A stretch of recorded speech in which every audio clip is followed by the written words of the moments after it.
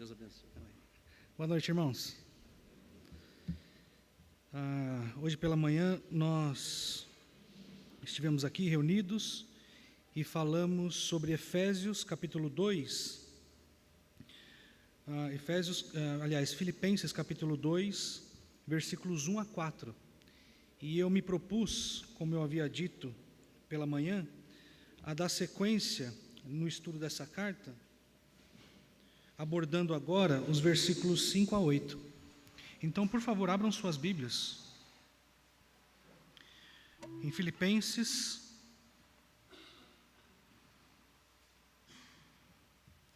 capítulo 2, nós vamos ler a partir do versículo 1. Porém, nós leremos do versículo 1 até o versículo 8, mas nós estudaremos o versículo 5 até o 8, porque os outros versículos nós já estudamos pela manhã. Vamos ler? Diz assim a palavra de Deus em Filipenses, capítulo 2, a partir do versículo 1. Se há, pois, alguma exortação em Cristo, alguma consolação de amor, alguma comunhão do Espírito, se há entranhados afetos e misericórdias, completai a minha alegria, de modo que penseis a mesma coisa, tenhais o mesmo amor, sejais unidos de alma, tendo o mesmo sentimento. Nada façais por partidarismo ou vanglória, mas por humildade, considerando cada um os outros superiores a si mesmo. Não tenha cada um em vista o que é propriamente seu, senão também cada qual o que é dos outros. Tende em vós o mesmo sentimento que houve também em Cristo Jesus, pois ele, subsistindo em forma de Deus, não julgou como usurpação o ser igual a Deus. Antes, a si mesmo se esvaziou, assumindo a forma de servo, tornando-se em semelhança de homens e reconhecido em figura humana. A si mesmo se humilhou, tornando-se obediente até a morte, e morte de cruz. Bem, como eu havia dito hoje pela manhã, o apóstolo Paulo, enquanto escreve a carta aos Filipenses, ele pretende lidar com um problema específico naquela igreja. É evidente que ele tinha outras motivações, como eu havia dito hoje pela manhã, mas um dos principais objetivos do apóstolo Paulo é lidar com um problema relacionado com a unidade daquela igreja. É curioso perceber que, mesmo numa igreja tão alinhada com os objetivos do apóstolo Paulo, mesmo em uma igreja cooperadora do apóstolo Paulo, ele mesmo reconhece aquela igreja como uma igreja que participa com ele do ministério. Apesar de todas as qualidades daquela igreja, o fato é que naquela igreja havia um problema relacionado à unidade, à comunhão entre os irmãos. Então o apóstolo Paulo, ele, com o objetivo de resolver esse problema, ele se propõe a dar uma série de orientações àquela igreja. E notem, queridos, o apóstolo Paulo, ao lidar com um problema, que de fato, todos há de convir que é um problema comum, é um problema que acontece de fato, problemas de relacionamento de fato acontecem, mas o fato é que o apóstolo Paulo, ele ataca isso de maneira tão veemente e de maneira tão insistente, que deve nos fazer pensar que, embora seja comum, embora seja algo normal nos relacionamentos humanos, o fato é que nós precisamos lidar com isso, assim como o apóstolo Paulo lidou, como algo que de fato é urgente. E nos versículos 1 até o versículo 4, nós vemos o apóstolo Paulo chamando os irmãos daquela igreja à consciência. E que consciência é essa? Os irmãos que estavam aqui pela manhã devem saber a consciência de quem eles eram e dos benefícios que eles tinham por ser o que eram. Eram crentes no Senhor Jesus, que desfrutavam de bênçãos pelo fato de agora serem crentes. Ele diz no versículo 1, se há, pois, ou já que há, alguma exortação em Cristo, alguma consolação de amor, alguma comunhão do Espírito, se há entranhados afetos e misericórdia, se isso aqui é uma realidade na vida de vocês, então completem a minha alegria. E o apóstolo Paulo, além de lembrá-los acerca do privilégio que eles tinham por estarem em Cristo, ele chama a atenção daqueles crentes de Filipos para uma realidade que favoreceria os relacionamentos naquela igreja. Eles deveriam ter uma disposição sincera e preservar na unidade. Eles deveriam ser pessoas humildes e altruístas, se quisessem, de fato, desfrutar de um ambiente harmonioso, atingindo, portanto, os propósitos de Deus para aquela igreja. Mas o apóstolo Paulo, ele não para por aí. E notem, queridos, que o apóstolo Paulo, ele poderia encerrar o seu argumento aí e caminhar numa direção, tratando outros assuntos, talvez assuntos mais urgentes, como ele vai tratar no capítulo 3, acerca dos falsos mestres. Mas o apóstolo Paulo, ele continua insistindo em oferecer para os irmãos, ou exortar os irmãos a terem uma vida de comunhão. Notem, irmãos, o meu ponto aqui, e é o que eu quero chamar a atenção de vocês, é que mesmo sendo algo simples, o apóstolo Paulo continua insistindo na resolução desse problema. Mesmo sendo algo que acontece em todas as relações humanas, problemas de conflitos, o apóstolo Paulo, ele continua insistindo nisso. Porque, queridos, o fato é que o apóstolo Paulo sabia que estava diante de um problema que, se não fosse tratado, poderia se tornar algo grandioso demais. E o apóstolo Paulo, então, a fim de esgotar todo o seu arsenal de argumentação e de comparações, e enfim, ele usa o próprio Senhor Jesus como grande paradigma para os relacionamentos humanos. O apóstolo Paulo, ele usa o Senhor Jesus para demonstrar qual deve ser a postura dos crentes que querem viver harmoniosamente. E na medida em que eu estiver falando aqui, nos versículos 5 a 8, eu quero que vocês percebam que os filhos de Deus devem viver seus relacionamentos à luz do exemplo de Cristo. Nós vemos isso, o Senhor Jesus como grande modelo, grande padrão, em várias porções da Bíblia. Os irmãos devem se lembrar do apóstolo Paulo escrevendo aos crentes de Éfeso sobre qual deveria ser a postura dos maridos com relação às suas esposas. O apóstolo Paulo diz: maridos, amei as vossas esposas como Cristo amou a igreja. Então percebam que Jesus, ele é um grande exemplo, um modelo, um padrão a ser seguido. E não é diferente aqui.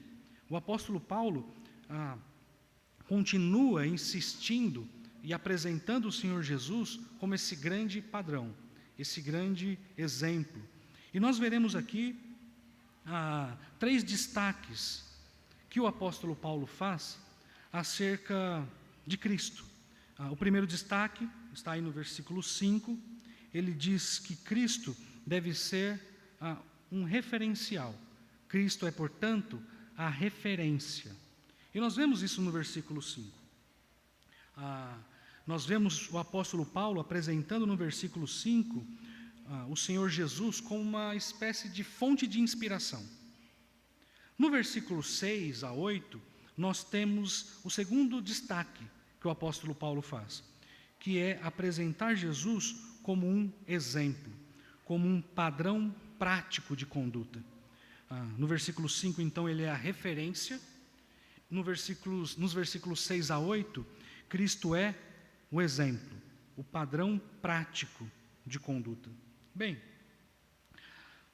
acompanhem comigo, então, essa leitura desafiadora. Eu não sei se eu já disse aqui em outras ocasiões, é porque eu já vim aqui algumas vezes, né? Então, não estranhe se eu for repetitivo, porque quanto mais se fala, corre-se esse risco. Mas eu não sei se eu disse aqui isso em outras ocasiões ou não, mas o fato, queridos, é que o texto bíblico, a palavra de Deus, não é um texto difícil de ser entendido, ainda mais com as nossas traduções. Nós temos, foi lido aqui a NVT, é uma tradução extremamente palatável. Temos a NVI, que vocês usam bastante. Almeida Revista Atualizada, que é a tradução que eu estou usando aqui, embora ela tenha alguma linguagem talvez um pouco mais truncada, mas a palavra de Deus, no geral, ela é fácil de compreender. Uma leitura simples do texto, corrente, fará com que nós tenhamos uma compreensão acerca do texto que está diante de nós. A dificuldade, portanto, queridos, não é entender o que está escrito. O meu desafio aqui hoje não é ler a palavra e explicar a palavra para vocês. Mas o maior desafio de todos é colocar o que está em prática, colocar em prática o que está aqui diante de nós. Porque, embora seja algo simples de compreender, é extremamente difícil de praticar. Não é sem razão que o apóstolo Paulo não cessa os seus argumentos no versículo 4. Ele busca apresentar o Senhor Jesus, o próprio Senhor Jesus, como o maior exemplo a ser seguido. E que exemplo é esse? Nós veremos aqui hoje. Vejam, no versículo 5, o apóstolo Paulo diz: tende em vós o mesmo sentimento que houve também em Cristo Jesus.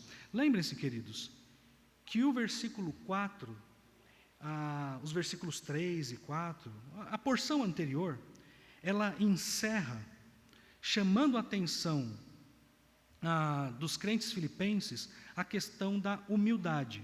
Vejam o versículo 3. Nada façais por partidarismo ou vanglória, mas por humildade, considerando cada um os outros superiores a si mesmos. Então percebam que o apelo aqui é o apelo à humildade. E o apóstolo Paulo, ele continua: não tenha, versículo 4, não tenha cada um em vista o que é propriamente seu, senão também cada qual o que é dos outros. E quando inicia o versículo 5, o apóstolo Paulo parece que ele quer conectar a porção anterior, versículo 1 até o versículo 4, à nova porção, versículo 6 até o versículo 8, ou talvez até o versículo 11. Mas estamos diante aqui, queridos, de uma tentativa do apóstolo Paulo de conectar duas porções. E ao conectar essas duas porções, ele apresenta como uma referência o próprio Senhor Jesus. Então, depois de dizer para os crentes serem humildes e altruístas, ele lembra do maior exemplo de todos. Depois de chamar a atenção dos crentes de Filipos para a questão da humildade e da questão do altruísmo, vem à mente do apóstolo Paulo um nome que está acima de todo nome. Vem à mente do apóstolo Paulo a maior referência de todas. E quem é? O Senhor Jesus. E é por isso que ele diz: tende em vós o mesmo sentimento, ou seja, tende em vós a mesma disposição que houve em Cristo Jesus. Essa ideia está presente no versículo 2 que nós lemos, está presente especialmente em Romanos, no capítulo 15, versículos 1 a 7. Abra a Bíblia de vocês em Romanos, no capítulo 15, versículos 1 a 7. Veja, o apóstolo Paulo diz: ora, nós que somos fortes, devemos suportar as debilidades dos fracos e não agradar-nos a nós mesmos. Percebam aí a ideia da humildade, do altruísmo presente. Versículo 2: portanto, cada um de nós agrade o próximo no que é bom para a edificação. Versículo 3: porque também Cristo não se agradou a si mesmo. Ou seja, Cristo, ele não agiu em benefício próprio. Antes, como está escrito, as injúrias dos que te ultrajavam caíram sobre mim. Pois tudo quanto outrora foi escrito, para o nosso ensino foi escrito, a fim de que, pela paciência e pela consolação das Escrituras, tenhamos esperança. Ora, o Deus da paciência e da consolação vos conceda o mesmo sentir de uns para com os outros, segundo ou conforme Jesus Cristo. ou Cristo Jesus. Perceba então, queridos, que essa ideia da disposição de agir em benefício do outro já é algo presente no argumento do apóstolo Paulo. O apóstolo Paulo já usa Cristo como parte de seu argumento. Por quê? Ele faz isso porque o Senhor Jesus é o maior referencial quando lidamos com a questão da humildade. E ele diz: tende em vós o mesmo sentimento que houve também em Cristo Jesus. Parece, queridos, que o apóstolo Paulo tenta destacar definitivamente que aqueles irmãos tão orgulhosos e cheios de si, por causa, talvez, do status que eles tinham em virtude da sua cidadania romana, o apóstolo Paulo quer chamar a atenção àqueles irmãos que, apesar de todos os benefícios e por toda a honra e glória que eles talvez imaginavam ter, o fato é que o Senhor Jesus, o próprio Senhor Jesus, o nosso grande referencial, ele não agiu assim. Não agiu de forma a demonstrar orgulho, grandeza. Pelo contrário, ele se fez homem. Se vocês pensarem em Isaías 53, vocês lembrarão que nele não havia formosura alguma, não havia status nele. Cristo é o nosso maior referencial. Queridos, se queremos viver relacionamentos com os nossos irmãos, com os nossos cônjuges, com os nossos filhos, de modo a agradar a Deus, o Senhor Jesus, ele precisa ser o nosso referencial. E quando nós falamos de referência, hoje, no mundo em que vivemos, é sempre muito delicado, porque as maiores referências das pessoas, muitas vezes, estão distantes da palavra de Deus. É só observarmos a quantidade de seguidores que os influencers têm hoje em dia. É assustador, é avassalador. Nós temos homens, mulheres, jovens, crianças, seguindo pessoas chamadas de influencers e norteando a sua vida, às vezes até inconscientemente, por meio das coisas que eles ensinam, por meio das coisas que eles falam. Queridos, pessoas que não têm nada a ver conosco, pessoas que não têm ligação nenhuma com o povo santo e redimido de Deus. E mesmo assim, muita gente tem ouvido e seguido os seus preceitos. O apóstolo Paulo parece nos dizer: não siga essas pessoas. Não tenha essas pessoas como seus referenciais. Não adotem essas pessoas como suas fontes de inspiração. Mas o fato é, queridos, que justamente de uma fonte onde nós deveríamos passar bem longe, o fato é que muitas pessoas têm se esbaldado nessas realidades. E a exortação do apóstolo Paulo para nós hoje, para todos nós, é: olhe para o Senhor Jesus.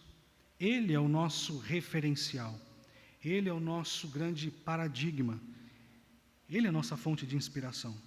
Hoje pela manhã estávamos conversando e alguém disse sobre como o feminismo tem afetado a mente das mulheres. E, coincidentemente ou não, eu não acredito tanto em coincidências, isso faz parte das aplicações do meu sermão dessa noite. É curioso, queridos, que o modo como essa filosofia maligna tem afetado a mentalidade das mulheres. E tem sido apresentado às mulheres uma liberdade mentirosa, uma grande falácia. E em seus casamentos, essas mulheres que bebem dessas fontes experimentam um verdadeiro inferno, porque não há compatibilidade de ideias com os seus maridos. a maior fonte de referência de vocês mulheres deve ser não os influencers, não as proposições do feminismo, mas os exemplos que nós encontramos na palavra de Deus. Em 1 de Pedro, abram comigo em 1 de Pedro, no capítulo 3.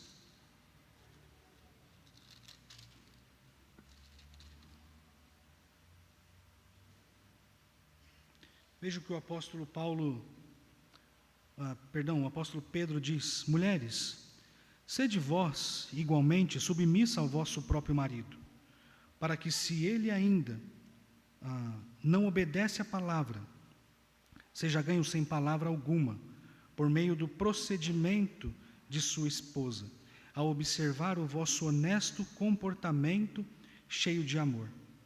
Não seja o adorno da esposa o que é exterior, com um frisado de cabelo, adereços de ouro, aparato e de vestuário. O apóstolo Paulo, ele não está fazendo uma crítica aqui à questão da indumentária.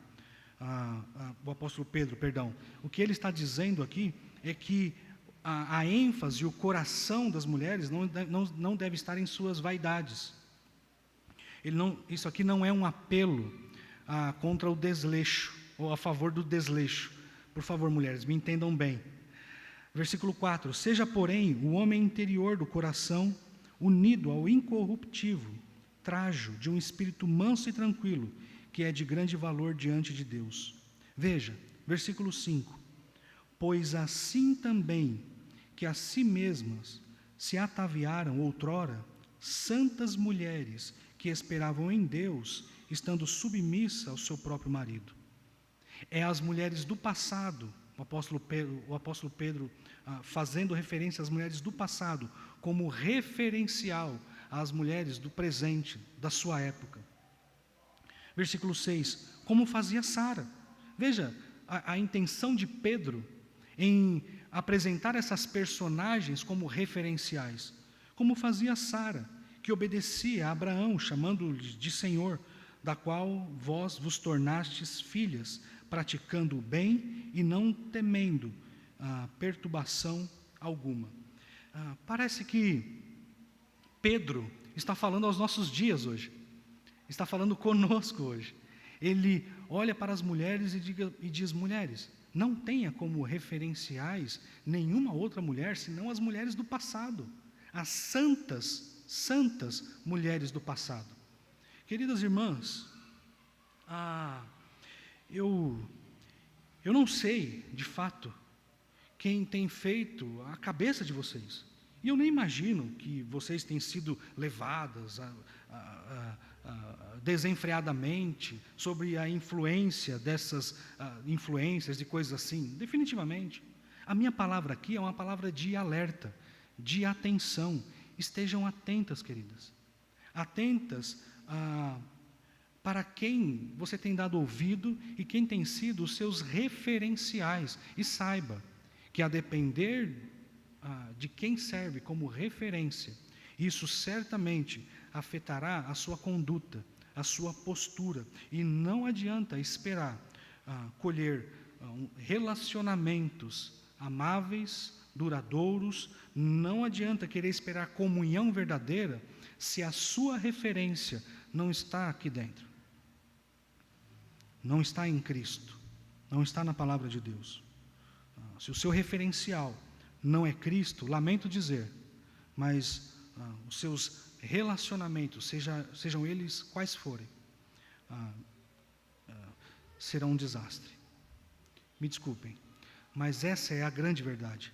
Quando Cristo não é o nosso referencial, quando eu não me balizo nele para viver a minha vida cristã, ou se eu não me espelho nele para viver a minha vida cristã, eu me espelho em quem?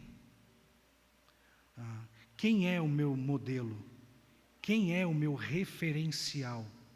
Eu tenho agido sob influência de quem? Quem é de fato o nosso grande influencer? Quem é que dita as regras da nossa vida? Quem é que dita o nosso comportamento? Percebam, irmãs, irmãos, todos que me ouvem, que a questão do referencial é necessário para nós, e é uma questão urgente. Quando o apóstolo Paulo escreve a Tito, ele fala sobre a influência que as mulheres mais velhas, isso está lá no capítulo 2, a influência que as mulheres mais velhas deveriam exercer sobre as mais novas. Notem, dessa vez, o apóstolo Paulo chamando a atenção dos seus leitores, ou do seu leitor Tito, acerca de algo extremamente importante. As mulheres mais velhas deveriam ser as influencers das mais jovens. Em que sentido isso? Veja, Tito, no capítulo 2, diz assim, Tito, capítulo 2, diz assim: quanto às mulheres idosas, ou às mulheres mais velhas, semelhantemente, sejam sérias em seu proceder, não caluniadoras, não escravizadas a muito vinho, sejam mestras do bem, a fim de instruírem as jovens recém-casadas a amarem o marido e seus filhos, a serem sensatas, honestas, boas donas de casas, bondosas, sujeitas ao marido, para que a palavra de Deus não seja difamada. O próprio Tito deveria servir como exemplo. Veja, no versículo 7, torna-te pessoalmente padrão de boas obras. No ensino, mostra integridade e reverência. Perceba que as nossas referências, e eu espero que a minha fala aqui seja suficiente para deixar definitivamente claro que as nossas referências precisam ser pessoas santas.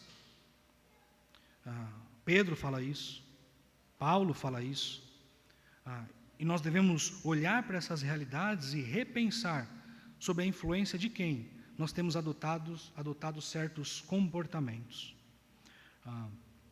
Mas infelizmente, isso é algo generalizado. O que eu quero dizer é que isso não atinge só as mulheres.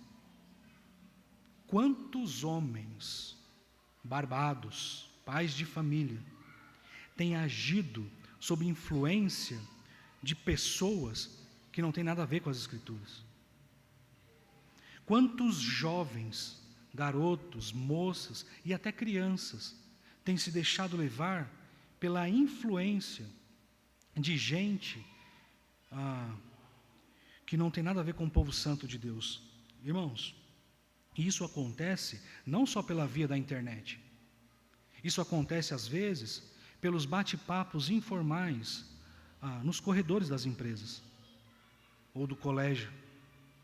Isso acontece às vezes em conversas despretensiosas até com familiares incrédulos.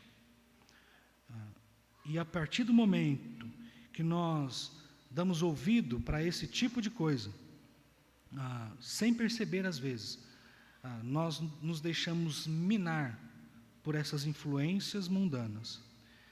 E, mais uma vez, quando o apóstolo Paulo apresenta Cristo como grande referencial de humildade, de abnegação, de altruísmo, de perseverança na unidade, o apóstolo Paulo quer fazer com que os seus leitores adotem isso para si. E uma vez adotando esse padrão de comportamento, os crentes de Filipos teriam condições de viver relacionamentos que glorificariam ao nome do Senhor. Percebam que o apóstolo Paulo, a apresentar Cristo como referência, ele está atacando um problema de relacionamento, de unidade. É como se ele dissesse: olha, não olhe para vocês, não olhe para os outros, olhe para Cristo. Vocês estão tendo problemas, eu imagino aqui o apóstolo Paulo pensando, vocês estão tendo problemas de relacionamento, porque vocês têm olhado para todas as direções, exceto para Cristo. Olhe para o Senhor Jesus. Façam aquilo que Ele faz. Ele é o nosso referencial. Tende em vós a mesma disposição, ou o mesmo sentimento que houve também em Cristo Jesus. Ele é a referência. É a Ele que nós temos que seguir para desfrutar de relacionamentos que glorificam ao nome do Senhor. Queridos, então, o que precisa estar claro aqui é que nós viveremos relacionamentos harmoniosos se fizermos isso à luz do Senhor Jesus, à luz de quem Ele é. Do contrário, nós fracassaremos. Ele é o nosso modelo, Ele é o nosso grande padrão, e Ele que deve exercer influência sobre nós. A pergunta, ou as perguntas que nós devemos saber responder é: quem tem sido nossas maiores fontes de inspiração? Quem tem nos inspirado? Quem tem dado as cartas na nossa vida? Quem tem apontado a direção para nós? Quem de fato eu tenho imitado? O apóstolo Paulo diz: sejam meus imitadores, como eu sou de Cristo. Quem nós temos imitado? Quem tem sido as nossas referências? Quais personalidades têm exercido influência na nossa vida, muitas vezes sem que nós percebamos? Às vezes isso acontece, nós adotamos práticas e manias, e geralmente os cônjuges costumam alertar um ao outro, né? O que você está fazendo? A Mônica poderia me dizer, minha esposa: o que você está fazendo, Robson? Essa postura é meio estranha, eu nunca vi você fazendo isso antes, eu nunca ouvi você me respondendo assim antes. Quem tem influenciado a nossa vida? E notem, embora eu esteja aqui frisando a questão de influências e usando essa linguagem ligada aí ao contexto da informática, da internet, enfim, o fato é que essas influências, elas não vêm só da internet. É como eu disse, isso acontece no cotidiano. Então, é necessário que saibamos como responder a essas questões. Quem tem influenciado a minha vida?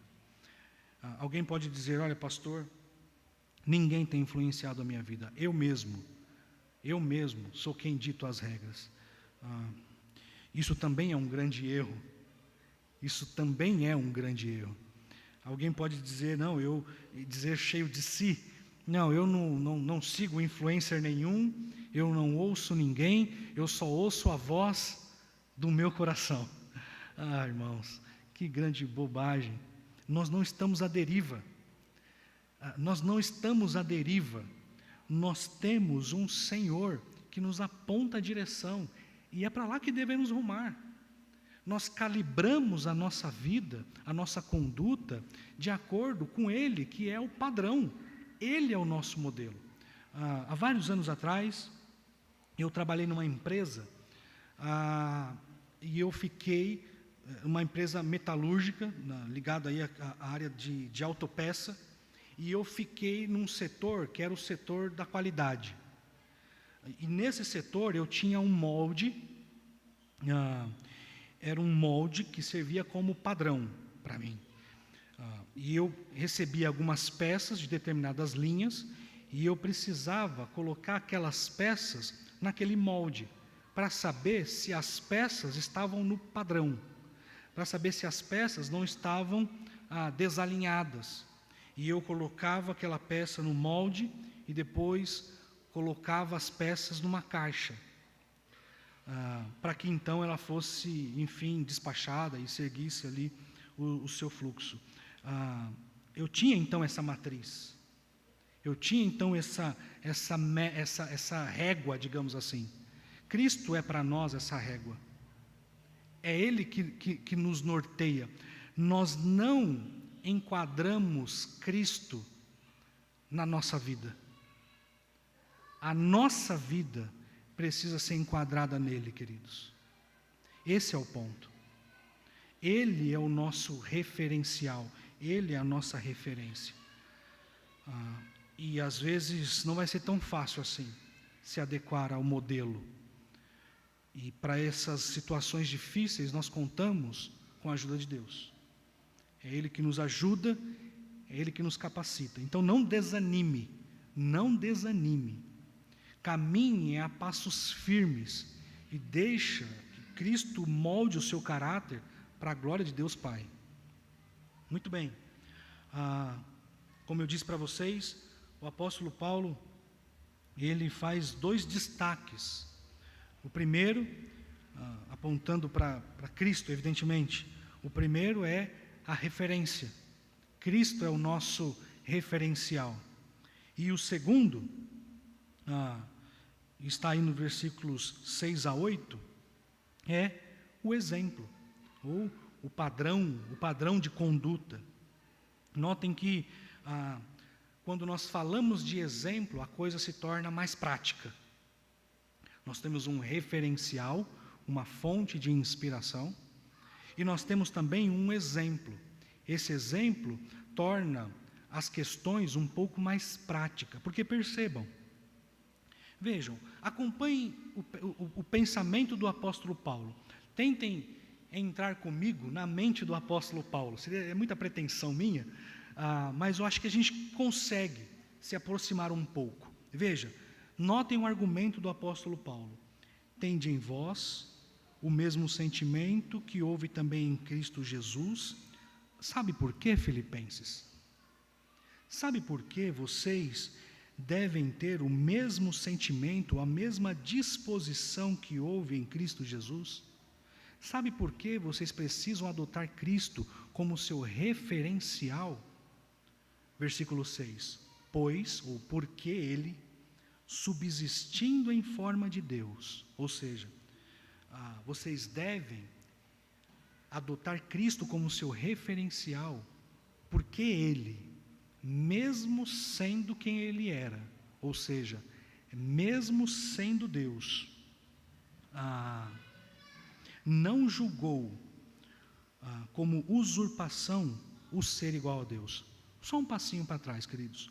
Quando o texto fala, aí na parte A do versículo 6, pois ele subsistindo em forma de Deus, evidentemente que o apóstolo Paulo não está sugerindo aqui que Deus tem uma forma, porque Deus é espírito, nós sabemos disso, ok? É importante deixar isso claro para não criar nenhuma ideia falaciosa acerca de quem é Deus, ok? Bem, continuando.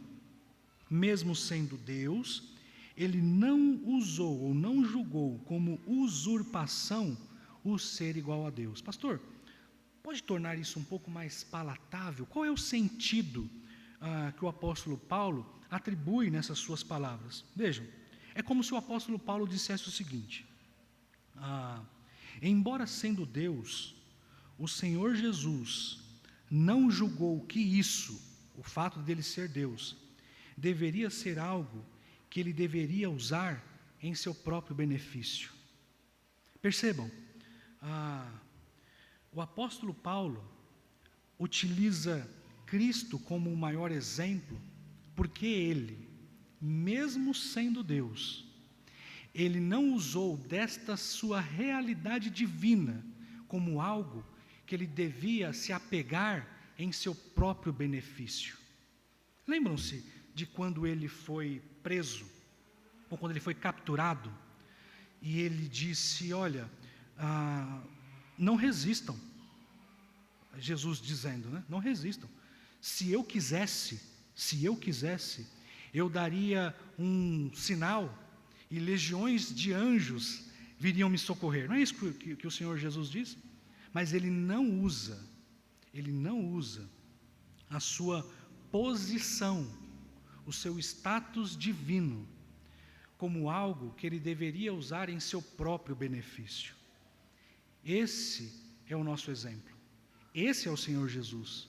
É a Ele que nós devemos adotar como referência e o maior exemplo de todos. Notem, queridos, que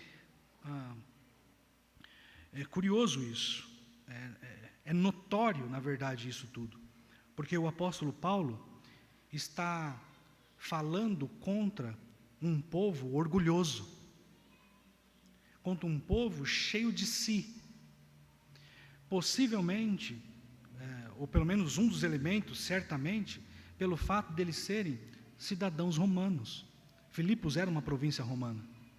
Então aquelas pessoas orgulhosas, cheias de si, usando das suas prerrogativas para se orgulharem e muitas vezes se beneficiarem, o apóstolo Paulo olha para eles e diz, olhe para Cristo, olhe para o Senhor Jesus. Vejam, mesmo ele sendo Deus, ele não usou esse status para se beneficiar. Ele não usou isso para benefício próprio. E vocês aí, filipenses, cheios de si, orgulhosos, o que traz orgulho a vocês? Fico imaginando o apóstolo Paulo pensando essas coisas. Ou se ele estivesse diante daquelas pessoas, se ele tivesse a chance de falar pessoalmente, não através de cartas, eu fico imaginando o apóstolo Paulo, crentes de Filipos, aonde vocês estão com a cabeça? Da onde vem esse orgulho de vocês, se o nosso referencial é Cristo? E se esse nosso Cristo não usou como usurpação o fato dele ser Deus, o Criador, vejam, estamos falando do Criador de todas as coisas. Ele não usou isso como benefício próprio, algo que pudesse beneficiar a ele mesmo. E vocês aí, filipenses, e vocês aí, se achando tal, não ajam assim, não ajam assim. Veja, ele continua, antes a si mesmo, versículo 6, pois ele, subsistindo em forma de Deus, não usou como usurpação o ser igual a Deus, e o texto continua, notem que ele vai se aprofundando nesta realidade cristológica, e depois de falar acerca da divindade do Senhor Jesus, ele de fato era Deus, ele subsistia em forma de Deus, ou seja, ele era de fato Deus, ele esteve lá na criação de todas as coisas, ele é Deus todo-poderoso, criador de tudo que há. Ele diz no versículo 7, antes, ele se esvaziou. O que significa isso? E o que significa que Cristo se esvaziou? Queridos, essa porção aqui, que envolve aí versículo 5 até o versículo 8, é muito usado pelos estudiosos para falar sobre o autoesvaziamento de Cristo, ou uma linguagem mais técnica, a kenosis, que é exatamente o autoesvaziamento de Cristo. E existe uma mentalidade errada acerca do que foi isso. Algumas pessoas vão dizer que Cristo abriu mão dos seus atributos, mas isso não é uma verdade.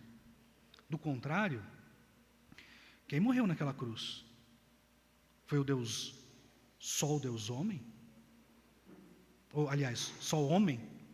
Deus homem não, só o homem?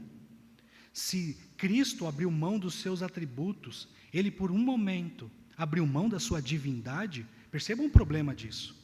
Se quem morreu naquela cruz não foi o Deus homem, e somente o homem, onde está a nossa salvação? A nossa salvação não está em Deus, em Cristo, o Deus encarnado? Então isso é um problema gravíssimo. Notem, o Senhor Jesus, ele não abriu mão dos seus atributos.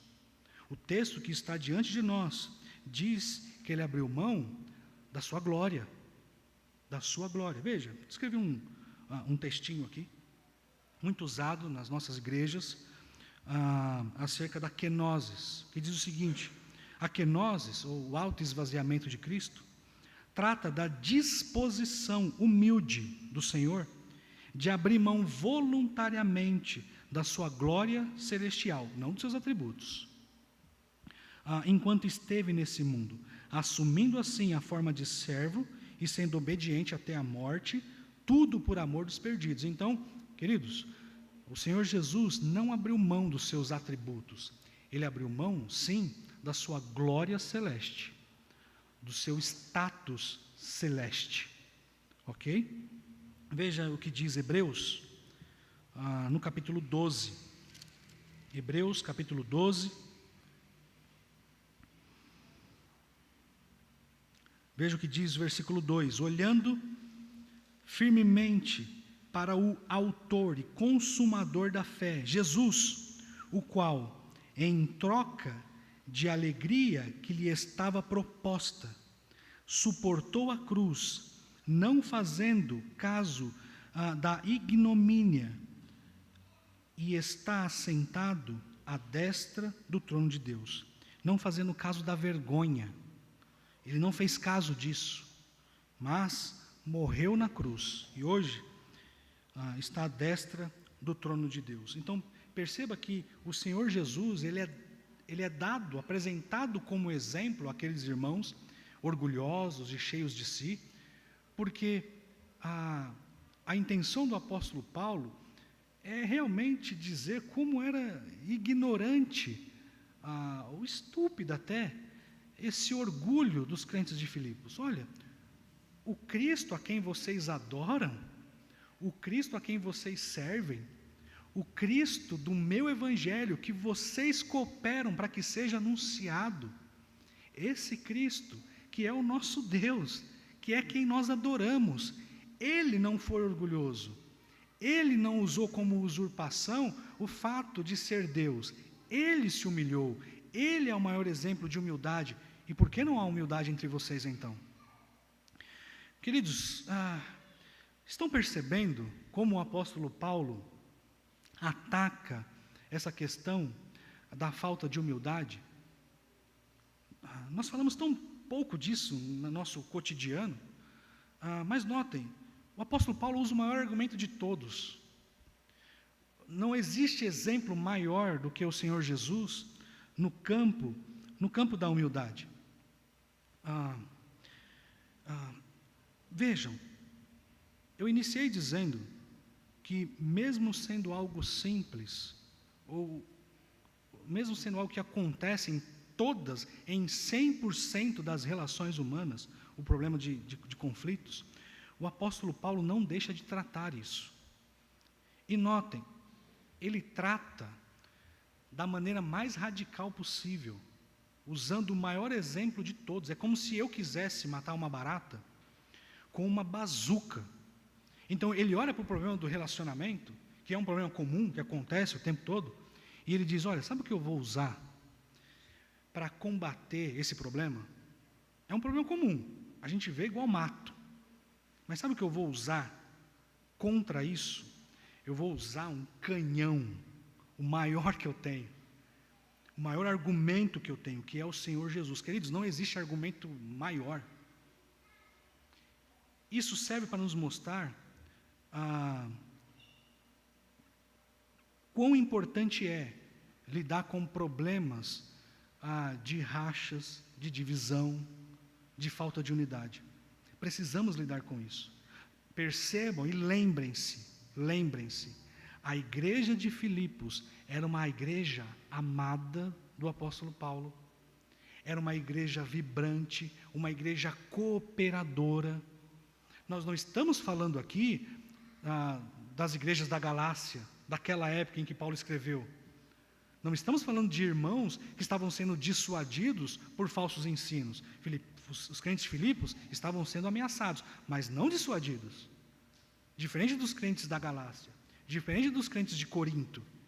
A igreja de Filipos era uma igreja vibrante, amorosa, cooperadora do apóstolo Paulo. E mesmo assim, o apóstolo Paulo vê a necessidade de dizer, eu já repeti isso várias vezes, eu já mencionei esse texto várias vezes. Ele diz: rogo a Evódia e a Síndique que pensem concordemente no Senhor. Mesmo numa igreja vibrante, o apóstolo Paulo tem que chamar a atenção de duas irmãs que se degladiavam. E detalhe, duas irmãs que cooperavam no trabalho cristão. Não eram irmãs distantes do convívio da igreja, não eram irmãs distantes da realidade ministerial. Pelo contrário, eram irmãs atuantes, vigorosas. E o apóstolo Paulo tem que chamar a atenção dessas irmãs. Olha, o que está acontecendo entre vocês? E não era só essas irmãs o maior problema. Parece que a questão estava ganhando uma proporção muito grande. Então o apóstolo Paulo tem que cortar isso pela raiz. E é por isso que ele usa o Senhor Jesus como o maior exemplo a ser seguido. Então notem, o Senhor Jesus, ele se esvaziou, dando assim a maior prova de humildade que poderia ser dado. Era a ele, e somente a ele, que os crentes de Filipos deveriam olhar. Ele era o grande exemplo. E o texto continua. Ele diz, a si mesmo se esvaziou, assumindo a forma de servo. E o texto diz, simplesmente, queridos, simplesmente, que ele era genuinamente um servo judeu. Ele era um servo, tornando-se em semelhança de homens. Interessante que esse texto, ele é um texto com uma carga teológica muito grande. Ele fala da divindade de Cristo, embora sendo Deus, né? Ele fala acerca da kenosis, ou autoesvaziamento de Cristo, e ele fala sobre a humanidade de Cristo. Estamos diante, queridos, de fato, do Deus que se fez homem, do Deus homem, que abriu mão da sua glória e se fez servo, tornando-se em semelhança de homens e reconhecido em figura humana. Em Hebreus, ainda em Hebreus, ou voltando para Hebreus, no capítulo 2,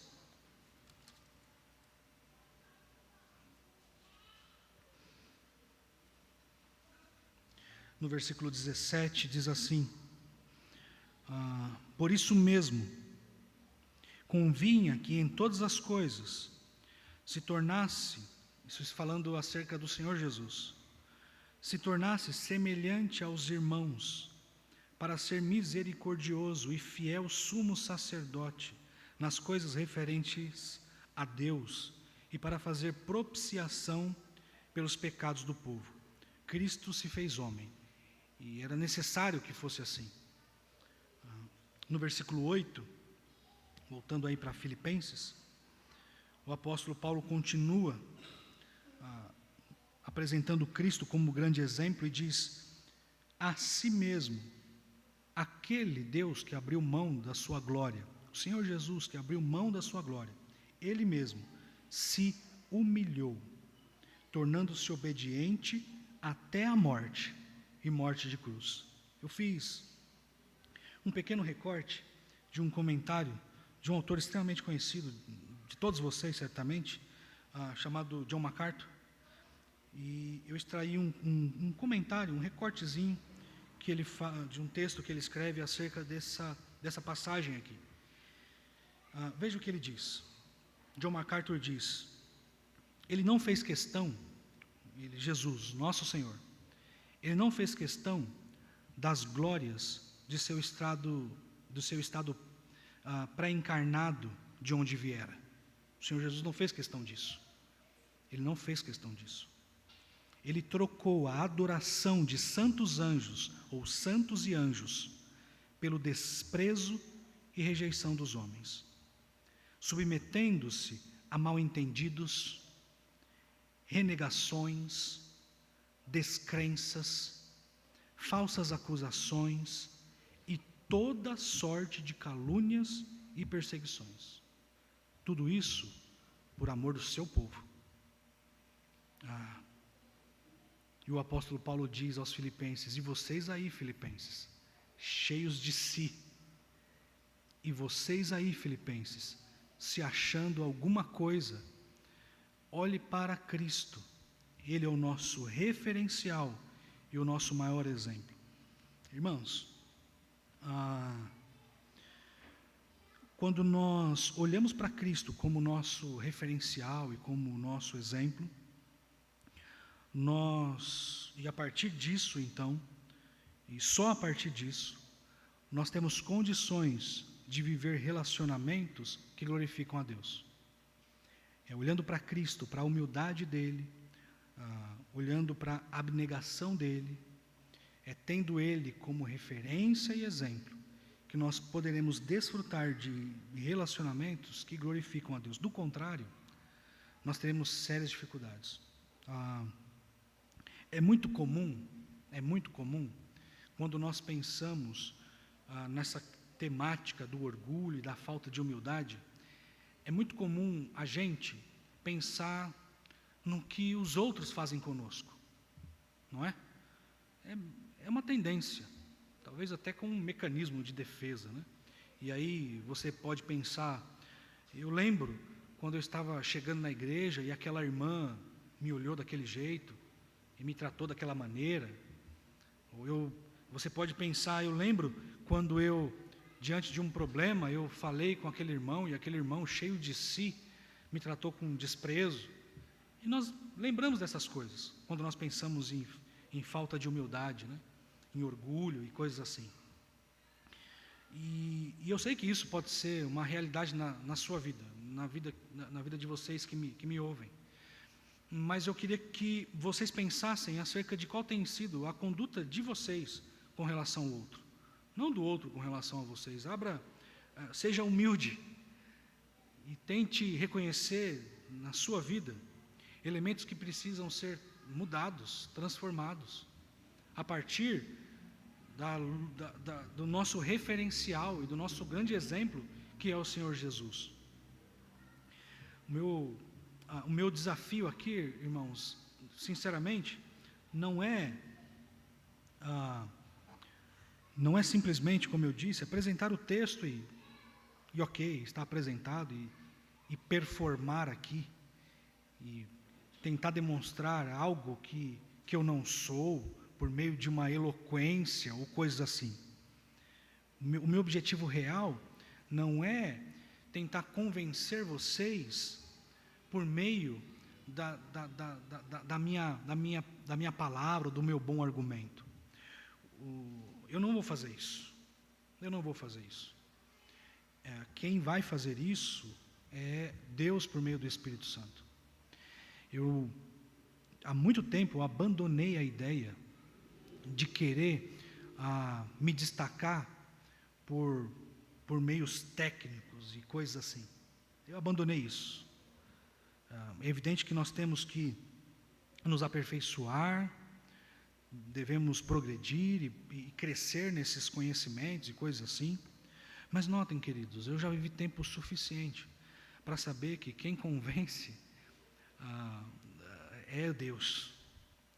Eu já estudei o suficiente para saber e experimentei coisas suficientes para saber, na prática, que quem convence as pessoas acerca das realidades em que elas estão é o próprio Deus, por meio do Espírito Santo. Então a minha súplica, queridos, a minha súplica real é que Deus abra o coração de vocês e a mente de vocês. A minha oração é que Deus, Ele rompa a dureza de corações aqui e faça com que esta igreja desfrute de verdadeira harmonia, de verdadeira paz, de verdadeira unidade. Eu não sei de nada dos problemas e coisas que podem vir a acontecer, eu não sei de nada disso, não sei. Eu lembro que uma vez, não sei se eu já contei essa história aqui, é porque eu venho tanto aqui, mas eu lembro que uma vez eu fui falar numa conferência, num outro estado. Eu não posso falar a região, porque vai que estão me ouvindo, né? Então eu tenho que manter a descrição aqui. E eu fui falar isso bem longe aqui do nosso estado. Eu fui para uma outra região, e eu falei lá nessa conferência, foram 5 pregações, e eu falei sobre casamento e família. E eu saí daqui, fui até lá, preparei os meus estudos, e preguei, falei, enfim. E foi uma bênção para mim conhecer aquele povo, e eu gostei muito, irmãos muito receptivos, assim como vocês são. E eu vim para casa com aquela sensação de, poxa, preciso corrigir isso aqui, preciso corrigir aquilo lá, mas acho que no geral a missão foi cumprida. E passaram-se os dias, as semanas, e eu recebi uma chamada do pastor daquela igreja. E eu perguntei, aí, está tudo bem? Como é que está? Como é que foi a receptividade dos irmãos com relação à pregação e tudo mais? E ele falou, pastor, foi uma bênção muito grande, só aconteceu algo curioso aqui. Meu Deus do céu, o que aconteceu, né? Ele falou: pastor, uma família, um esposo me procurou, bravo comigo, dizendo que eu não tinha direito nenhum de dizer nada acerca da vida conjugal dele para o pregador, que era o senhor, eu no caso. Eu falei: como assim? Pastor, ele ficou muito nervoso e bravo, porque ele achou que eu falei da vida dele, da vida conjugal dele para o senhor. E os cinco sermões que o senhor pregou aqui, foi praticamente descrevendo e atacando aquele problema que ele tinha lá. E eu falei: meu Deus. E o pastor dizendo que enquanto conversava com aquele irmão, ele dizia: eu não falei nada, absolutamente nada. Eu estou dizendo isso porque, definitivamente, queridos, a palavra de Deus, ela tem o seu endereço certo, ela tem o seu destino. O pregador não é ninguém, o pregador não é nada. O pregador, ele é simplesmente um anunciador, que procura ser fiel ao máximo possível à realidade das Escrituras. O meu papel aqui é tentar, e eu espero ter conseguido, explicar o texto para vocês, e buscar, na graça que Deus supre, fazer algumas conexões com a vida de vocês, a vida da igreja, pensando não somente na realidade aqui, mas também na realidade na casa de vocês, no trabalho de vocês, na escola de vocês. Tudo isso à luz do que a Bíblia ensina. Queridos, então, se vocês querem viver relacionamentos harmoniosos, seja aqui, ou seja na casa de vocês, com seus cônjuges, faça isso à luz de quem Cristo é e do que Ele representa a vocês. Talvez, eu não sei se todos nasceram de novo aqui, se são todos crentes ou não, eu não sei. Talvez isso seja estranho para vocês. Talvez pessoas que me veem agora pela internet, eu não sei se está sendo gravado, está no YouTube. Talvez você que me ouve ache isso um tanto quanto estranho demais. A minha súplica a Deus é que, assim como Deus abriu o entendimento de Lídia, dando a ela entendimento acerca daquilo que Paulo pregava, a minha súplica a Deus é que Ele abra o seu entendimento. Abra o entendimento não somente para as realidades que foi falada aqui, mas também para a realidade de quem Cristo é, no tocante à salvação dos seus eleitos. A minha súplica a você que não é crente, a minha súplica a Deus em favor de você que não é crente, é que Deus abra o seu coração e você se renda definitivamente a quem Deus é, e receba Cristo como seu único e suficiente Salvador. Só aí então, essas realidades todas farão sentido para você. Vamos orar, irmãos. Soberano Deus, nós louvamos o Teu nome, somos gratos ao Senhor por Tua palavra rica, que nos enche o coração e que nos enriquece toda vez que nos deparamos com ela. Por favor, perdoe nossos pecados, Senhor. Nos ajude a ser santos, transformado pelo poder transformador da Tua palavra. Obrigado por quem Tu és, obrigado por ter mudado a nossa vida e forjado, e está forjando, na verdade, o nosso caráter. Te louvamos e agradecemos, em nome de Jesus. Amém. Obrigado, irmãos. Deus abençoe.